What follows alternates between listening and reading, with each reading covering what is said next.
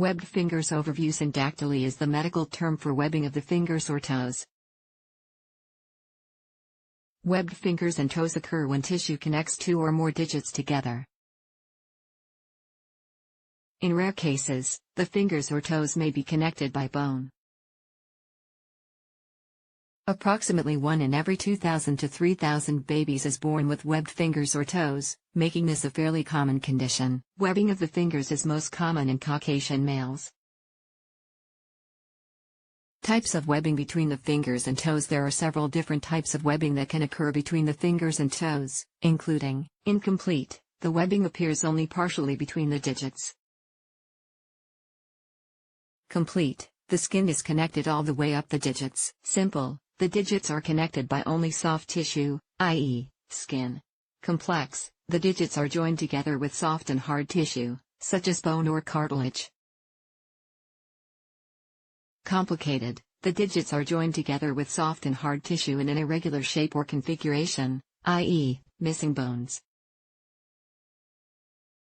Images of webbed fingers and toes. What causes webbed fingers and toes?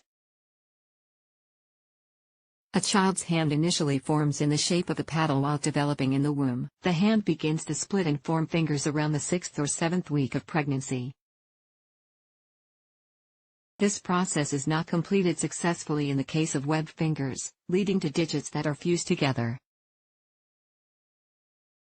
Webbing of the fingers and toes mostly occurs at random and for no known reason. It's less commonly the result of an inherited trait. Webbing can also be related to genetic conditions, such as Down syndrome and Apert syndrome. Both syndromes are genetic disorders that can cause abnormal growth of the bones in the hands. What treatment is available? Webbing of the fingers or toes is often a cosmetic issue that doesn't always need treatment. This is especially true with webbed toes. However, if treatment is necessary or desired, surgery is required. Surgery. Every case of webbed fingers or toes is different, but they're always treated with surgery. Surgery is performed under general anesthesia, which means your child will be given a combination of medications to put them to sleep.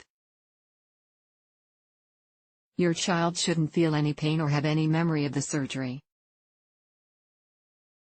The surgery is usually performed on children between the ages of 1 and 2, which is when the risks related to anesthesia are lower. The webbing between the fingers is split evenly in the shape of a Z during surgery. Extra skin is sometimes needed to completely cover the newly separated fingers or toes. In such cases, skin may be removed from the groin to cover these areas. The process of using skin from another part of the body to cover these areas is called a skin graft. Often, only 2 digits are operated on at a time. Several surgeries may be required for one set of digits depending on your child's specific case. After surgery recovery, your child's hand will be placed in a cast after surgery.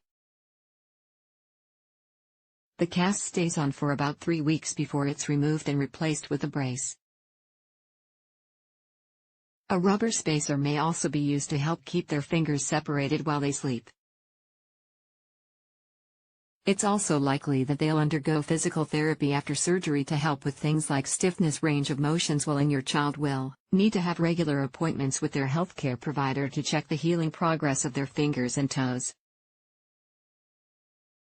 During these checkups, their healthcare provider will make sure that the incisions have healed properly. They'll also check for web creep, which is when the webbed area continues to grow after surgery.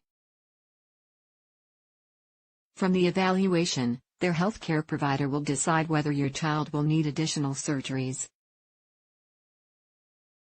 Moving forward, thankfully, after surgery, most children are able to function normally when using their newly separated digits. Working with your child's healthcare team is important. They'll help you make sure that your child achieves the best possible results. However, it's important to note that some differences may still be visible when comparing digits that underwent surgery to those that didn't. As a result, some children may experience self-esteem concerns. If you notice your child is having self-esteem issues, talk to their healthcare provider. They can help connect you with community resources, such as support groups, whose members understand what you and your child are going through.